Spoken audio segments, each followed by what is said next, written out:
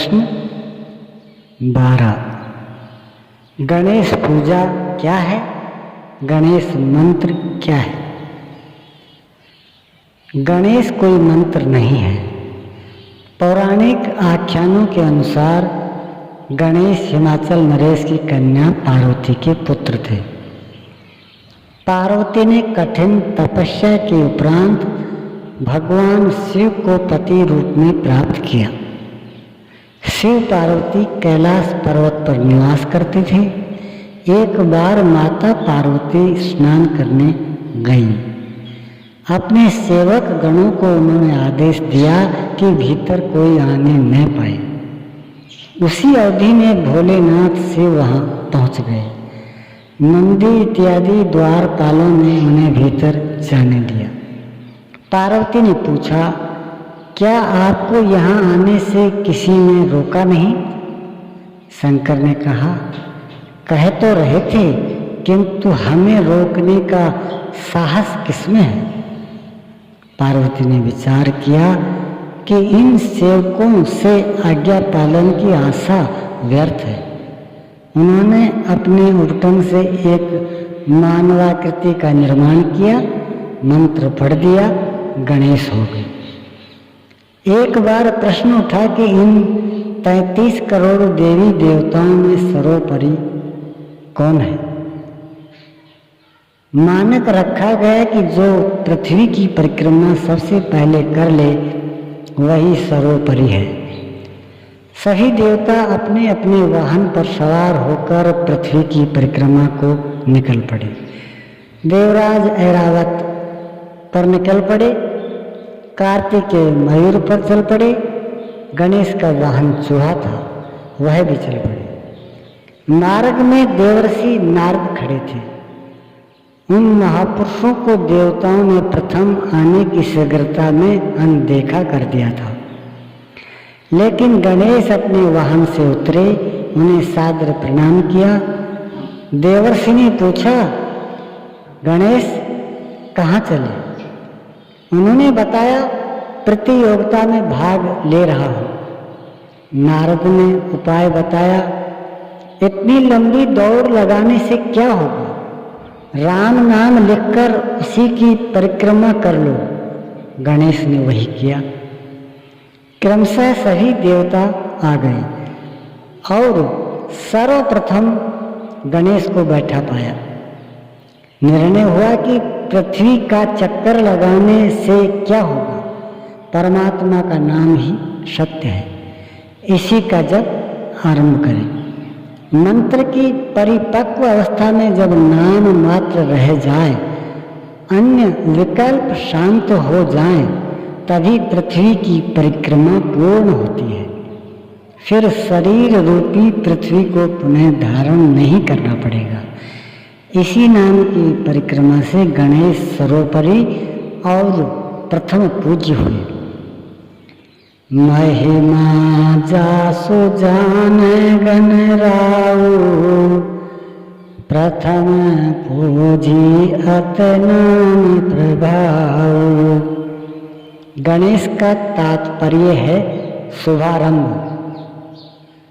आरंभ करें तो गणेश से, लेकिन आरंभ करना है नाम जप, वह भी भगवान का। भगवान के नाम की जो भी परिक्रमा पूर्ण कर ले, वह गण अर्थात सेवकों का नायक हो जाएगा। किंतु यह जागृति सद्गुरु से होती है। नारद एक पूर्ण सद्गुरु थे।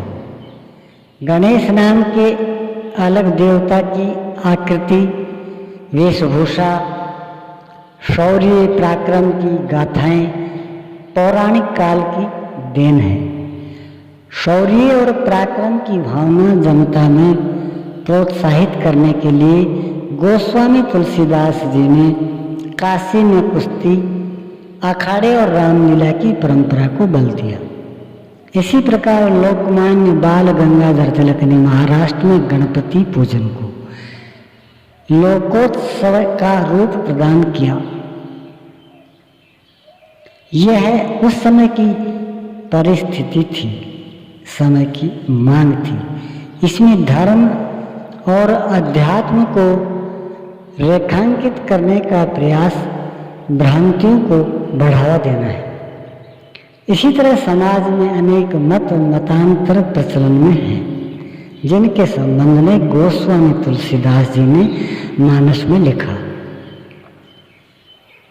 कलिमल ग्रस धर्म सब लुप्त भये सद ग्रंथ, दम्भिन है निज मति कल्पी कर, प्रगट किए बहु पंथ। कलिमल ने धर्म को निगल लिया है, सद ग्रंथ लुप्त हो गए हैं, दम्भियों पाखंडियों ने बुद्धि से कल्पना करके बहुत से पंथ रच लिए, मत मतांतर बना लिए। ये अनेक पंथ मत मतांतर क्या है? विनय पत्रिका के 173वें पद में तुलसीदास जी कहते हैं, बहुमत मुनि बहु पंथ पुराणनी, जहाँ तहाँ झगड़ो सो, गुरु कहो राम भजननी को, वहीं लगत राज ढगरो सो। पुराणों में बहुत से पंथों का वर्णन है, मत मतांतर मिलते हैं, सब में आपसी झगड़े।